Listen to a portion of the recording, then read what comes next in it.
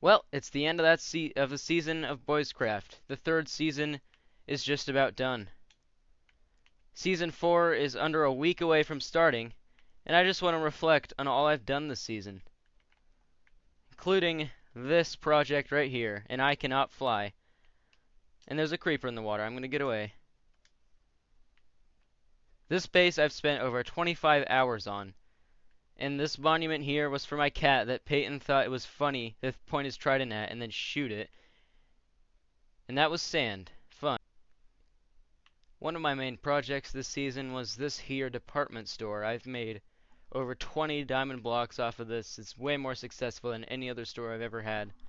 It was a great store. I'm glad I built it, even though I didn't fully stock it ever. I made this whole second floor for nothing, and now someone built this, so I can do this. Which is a great segue to my other shop, the Dollar Tree, which has made one sale the entire season, probably because I put off finishing it for way too long. Anyways, it doesn't matter if it's a store or not, because it looks cool, and I spent almost as much time on it as I did my base. This is what it looks like on the inside, and this is the stock that's currently in it. And then this shopping district did not have to deal with a creeper situation ever. However, it did have to deal with a triangle, unless he fixed it, which he probably did. Yeah, right around here there was a hole in the floor, which led to a dripstone trap that literally no one fell for. And he also just did other stupid things as well. And then there was his buddy Potato Chip who got banned, who did what you can see down there, that strip of missing stuff from Zach's floating shops. And then there's Spawn Island, the humble beginning. Spawn Island is where everything began. This is the main village, or what's left of it. And this place is going to get dangerous, so I'm going to try to get away from here as soon as possible. But there you can see Fortunate Son's base, and over in the distance, my starter base, where my first two episodes were primarily filmed. Toaster's only episode of this season was also filmed here at some clips. Ah, yes. Beginning of season nostalgia. Why is it lagging so badly? What in the world? Anyway, we go on in here. This is my first tool I crafted this season.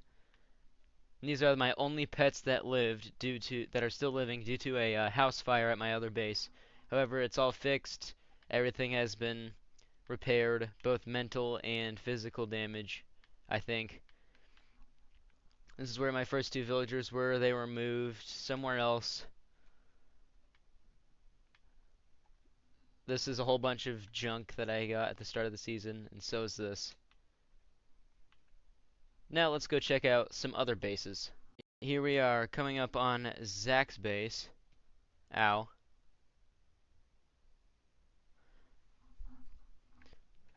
Oh, hello. Goodbye. This is Zach's base. Zach hasn't played since like middle of the season, but this is his base. He's got his axolotls, the boats that kept going through his portal. And here's the main base over there, that boat. I'm not going to go too far in detail because there's probably going to be a creeper on board and it's going to kill me. Well, not kill me, it's going to kill some of his boat and sink it. But Zach is definitely the best builder on Voicecraft by far. There's just the only people who come close are Echo and Toaster. And they're both fantastic as well, but no one comes close to as good of a builder as Zach is. And he makes fun of my builds all the time. That's why I created a system called the Zach test. So where if a build gets a compliment, that equals a good build. If it gets a compliment from Zach. Or from Toaster, that works as well. Although they have different building styles.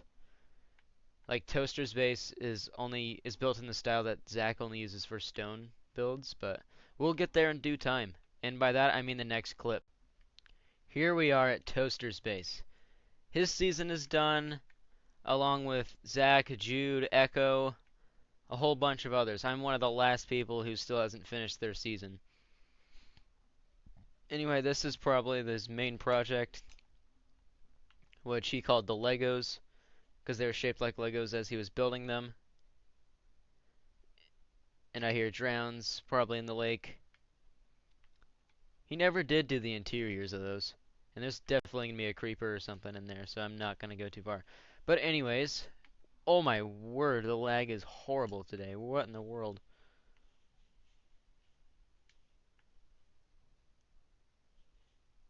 Anyway, as we come up on the main entrance to his base, which he said he was going to make a boat over top of it, but he never did. As we head on down here, this is the main room of his base. This door leads to his bedroom, but I'm not going to even try to go through that door because I get stuck in it, because for some reason he thought it was a good idea to make a 3-block thick piston door. And we go down here. This is his sugarcane farm and villager trading hall, which he spent several hours on. That goes to his cactus farm. I died right here and lost my first elytra at the start of the season. This is what he calls his giant hole, which leads to a cave, which goes through here all the way to the tunnel, all the way through this tunnel up to the Legos. Just the attention to detail he put into this was absolutely fantastic. This base completely redeems him from his Season 2 base, which he almost redeemed by terraforming, but here we are up at the Legos again. And he made a path all the way around. This guy is crazy. I'm glad he did this to his base. It looks so much better than just that bunker. Oh, hey, this looks familiar. It's an old BART van. I delivered some stuff to him at the start of the season in here, and he left it. Anyway, here's a bridge. Made some rocks and stuff and a broken fence. Goes all the way around what he called Bungle Lake. Man, this space is amazing. It's good to just have a thinking walk. Okay, no, I'm not gonna do that. Anyway, this leads to Zach's base. And if we go all the way around, here's the other bridge. Here is the garden. I've hung out here with a few others, and then we had some fights break out that involved me and APAC losing all the floors of our base, but they were both fixed in the end. And I think that's going to do it for this base. Next, we will head on over to Alec and Peyton's bases. Right here we go to Peyton's base.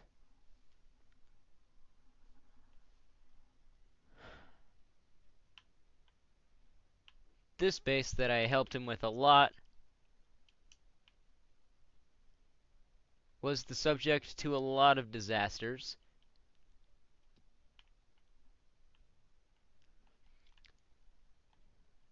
Here it is. There's still bits in the floor. Oh yeah, that happened too. This base succumbed to a house fire but was repaired. And then when he set my base on fire, I may or may not have destroyed his storage system, which you can still see down there. Anyways, I figured he would have a big enough IQ to figure out that the war I meant was a crafting table war, but clearly not. Neither did anyone else, so I guess I just didn't explain it well enough? I don't know. Tell me what you think. Did I explain it well enough? Could you piece together that it was a crafting table war or not? Because otherwise, my bad. Anyways, now let's head on over to Alec's base. Alright, here it is. The second to last stop. Alec's base. Now, never mind, we're not gonna be here. Something bad happened, and I swear it wasn't me. All I did was break 2 barrels. I didn't... Oh no. Oh no. Oh no. Oh no, Friedrich. No, I swear it wasn't me. Alec's not gonna believe me. I swear it wasn't me. What? What happened here? No. I didn't do it. I think it might have been Jude. Or it could have been Peyton for some reason. I don't know why he would have done that. Alec was his best mate in this season. No. Oh my no. I swear I didn't do it. Luckily he got his photo shoot and finished his season, so he'll only see this in the video. He's not gonna have to log in and endure the same pain as I did when I saw my base all destroyed. Alec, you're not gonna believe me, but I did not do this, okay? I swear on my life I did not do that. I mean, I don't swear on my life. I swear on my Enderman that it wasn't me. Anyways, we're gonna go home and explore the final path as we head to my base to log out for the final time. This is my sister's base, AbbyST09. She only played at the start of the season, so also I built this base for her. And this is the Goldstein Bridge right here. Ooh, there's a turtle. Here we see the Great Wall of Sugarcane, right side. Good old Thunder Pit, bee farm, the dock, the boats, the old parrot cage, the remains of it, the monument to my first parrot, now to all my parrots that are no longer with us. This is the monument to my cat that's missing an eye. I hate that. I really hate that. That is very cursed. Why is my base so laggy? There we go. That works. Hey, one of my cats had two different colored eyes anyway. Anyway, these are my sheep up ahead. Wow, it is very laggy here. What on earth? Why is it so laggy? I have a feeling I don't want to know. I don't have any villagers anymore. All the lag sources are gone. Why is it so laggy? Why is it so laggy? Why? This is the last time I'm gonna be here, and all I'm gonna remember is lag. Anyways, I guess I can show you the rebuilt interior. So it's pretty much the same, except it's very empty. The golden chandelier is gone. The dripstone farm is gone. Or not the dripstone farm. The lava farm. The diorite burner is patched. The storage system is patched. The portal room's same, except it doesn't have a cat in it. The enchanter lost a whole bunch of books, and it lost a cat. There's still a hole in the wall. Dang it. Luckily, I have 3 cobblestone.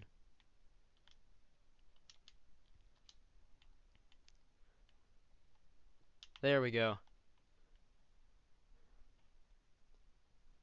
One of my pups just whimpered, but I don't use game audio. This is the repaired top floor. And this is my repaired loft. Mine is Pause. Luckily, IRL Pause is still with us, but Minecraft Pause is blown to bits. So, time to do a very powerful final clip of the season. This is the fireplace that I patched. Anyways, time to reflect on the season. Here's my controller. I'm going to set it down. So, how did this season go? Overall, it was great. I enjoyed building my base. I enjoyed building my shops. I was a successful salesman. I can hear the game audio, but I don't use game audio in my recordings, and there's a thunderstorm happening that startled me a little bit. I was the source of everything for like 3 people this season, and 2 of them betrayed me. Of course, Peyton and Alec. Peyton, well, he just depended on me and never really gave me any appreciation for it, and instead just started a crafting table war that I declared, but he did the first attack on Alec, so Alec returned the favor to me, but it had Peyton written all over it, so it was Peyton.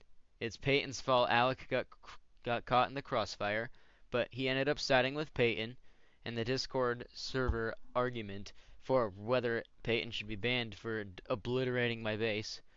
Um, but he was allowed to stay. However, I'm not going to associate with him ever again on any Minecraft world, just because he depends on me to do everything, and then he just blows up my base for it. That's what I get in return. Nothing. I lose stuff in return. That's what happens. So, Season 4, what am I going to do for my base? Well, I'm going to do what my Season 2 base should have done, Hyrule Castle Mark II. It's going to be based off of Twilight Princess's Hyrule Castle instead of Ocarina of Time's Hyrule Castle. And it's going to be probably 3 times the size. It's going to be the closest thing I've ever had to a mega base before. I hope to use a lot more redstone. I hope to be peaceful and by myself with maybe one neighbor who doesn't depend on me for everything. Um, yeah. Anyways, I hope you enjoyed Boiscraft Season 3, and we will see you all on Season 4. Time to say goodbye to all of the memories that we had on this season. See you next season, everybody.